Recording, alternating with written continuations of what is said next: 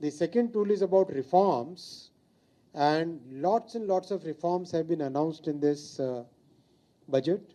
As you are aware, we in Bengaluru would be very interested about the reforms for the IT industry. Major demand of the IT industry has been to simplify the tax structure for IT industry. Our IT industry serves the entire world. And in this service, it's very important to have a clearly defined transfer pricing mechanism where there is a clearly defined safe harbor, very fixed safe harbor margin, and advanced pricing agreements, APA is what we call. All these things have been, we interacted with the IT industry very closely, collected all their demands, then went to the finance ministry, and finance ministry agreed on those demands. And after the budget, I have spoken to all the IT industry leaders. Before that also, IT industry leaders expressed their satisfaction at the reforms that have been announced in the budget regarding the tax treatment of transfer pricing, APA, safe harbor, having a common classification of the IT services. So as you are aware, because of the thrust that we are giving on IT services, large number of global capability centers are coming to India. At the last count, more than 2,000 global capability GCCs, as we call them, have already come to India. These are much more than the IT services. They basically manage remotely complete operations of a company.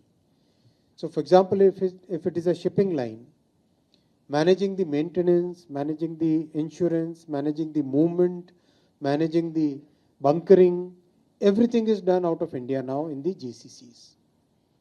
This is a huge new opportunity for employment. GCC employment is already, it's rapidly growing. Already it has crossed 15 lakh employment, GCC, and the connected employment is even more. This I am talking directly in the GCCs. So with these tax reforms, we will see many more GCCs coming to India. Simultaneously, in this budget, major reform has been announced for the data centers. And the reason for that is, in the world of AI, Indian IT industry is moving from the old model to new model of AI-based services. In AI-based services, and we have had extensive discussions with the IT industry over last 1.5 years, where the IT industry has gone in depth on the change which is happening in the world today. AI is a major, it's the fifth industrial revolution, as people call it. And this is causing a major change in the entire software industry. So the IT industry, software industry, technology industry is also pivoting to a new role.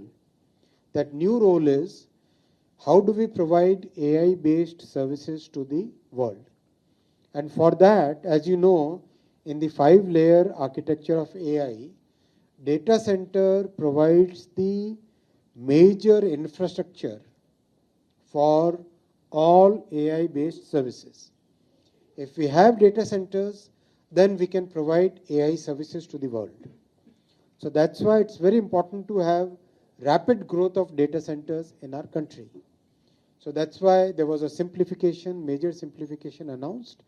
I believe I got some questions from the IT industry after the budget.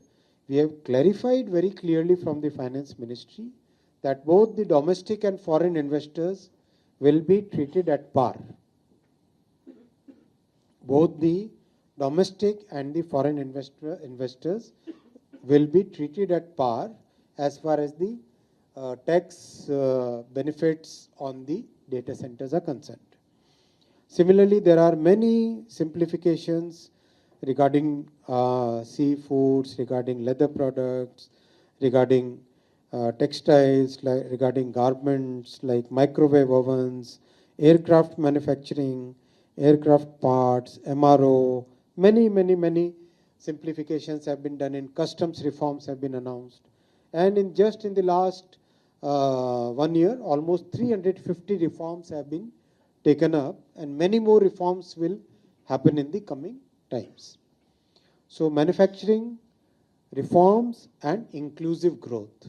As you have seen in the last decade, our Prime Minister's policies for financial inclusion, 56 crore new Jan Dhan accounts opened, on making sure that the people at the bottom of the pyramid, they get the benefits of better housing, better cooking methods, better water supply, better sanitation. Everything has resulted in 25 crore people coming out of poverty.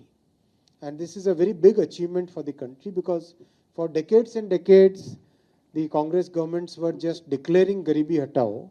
But first time there is a major change in the country where our government, Prime Minister Shri Narendra Modi ji's government, NDA government, has been able to bring that substantial change in the lives of the people.